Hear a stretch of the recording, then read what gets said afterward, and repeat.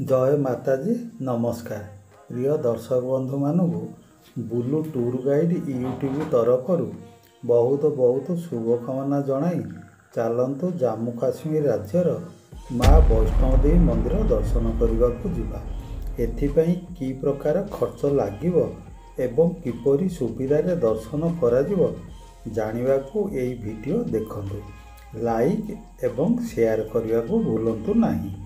आम ओडिशा संबलपुर ठारू राउरकेला देई जामुताई पर्यंत ट्रेन चालुअछि नचेत आपण भुवनेश्वर ठारू दिल्ली पर्यंत जाई सेठारू सीधा कटरा पर्यंत ट्रेन चालुछि नतवा जामु पर्यंत जाई सेठारू सरकारी जम्मू काश्मीर राज्य सड़क परिवहन बस जोगे 68 किलोमीटर कटरा जिबे यह 2 घंटा समय लागिवो।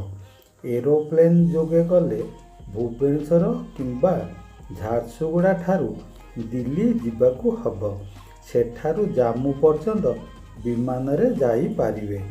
वैष्णो देवी भवन को जिबाकू हेले कटरा ट्रेन स्टेशन किंबा बस स्टैंड रु यात्रा पार्ची रसीद मिलुछि आधार कार्ड देखाई ताहा संग्रह कराई नेबे।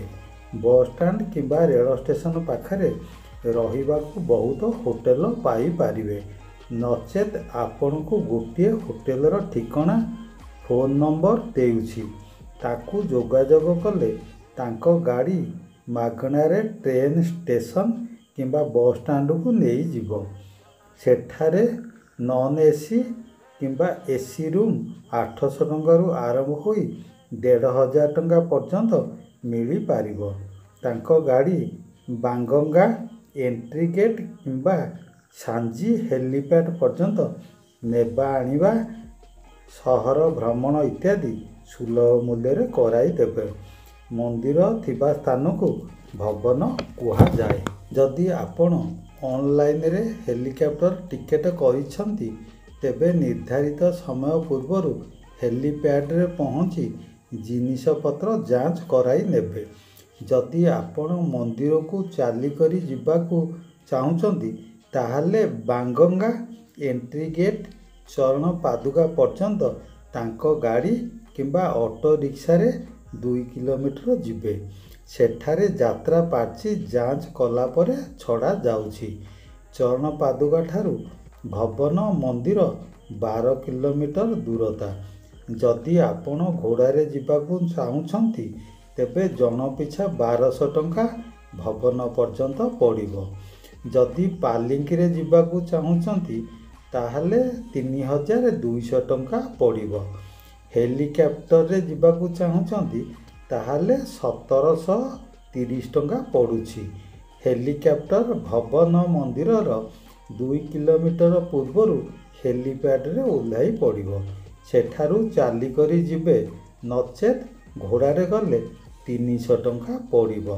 भवन ठारे पहुँची मंदिर दर्शन पाई 25 टंकारु आरंभ करी 60 टंका पर्यंत भोग किणी यात्रा पार्ची सहित धाड़ी रे ठिया हबाकू हेबो। 1.5 घंटारू 2 घंटा मध्यरे त्रिकुट पहाड़ मझेरे थिबा गुंफा पिंडी रे बसिथिया माता को दर्शन करी फेरिया परे अन्नपूर्णा भोजनालय रे खाई विश्राम नेबे। जदि राति होई जाइथिबो तेबे यात्री निवास रे रहिबाकू पड़िबो। आपनको जिनिसपत्र रखिबाकू लॉक रूम जोता स्टैंड और कमल बिना मूल्य रे पाई पारिबे।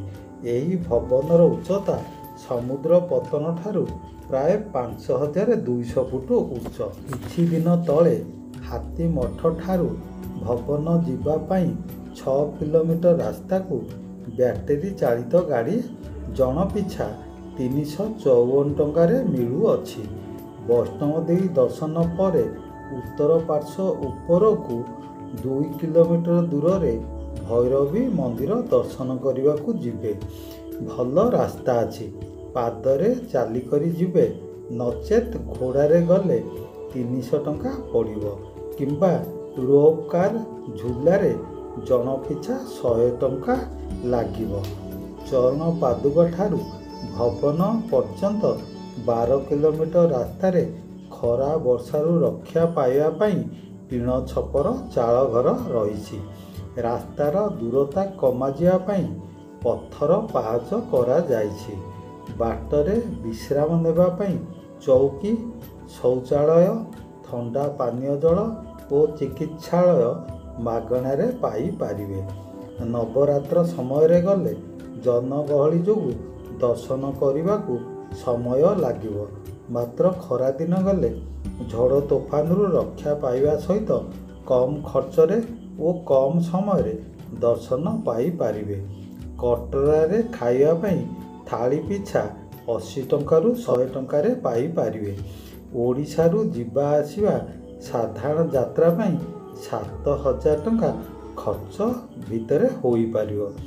जदि आपण हेलिकॉप्टर जिबाकू चाहछंती हेलिकॉप्टर टिकेट पई ग्लोबल भेक्ट्रिया नचेत Himalayan heli Shri Mata Vaishno Devi shrine board Katra helicopter service. जय माता जी, नमस्कार।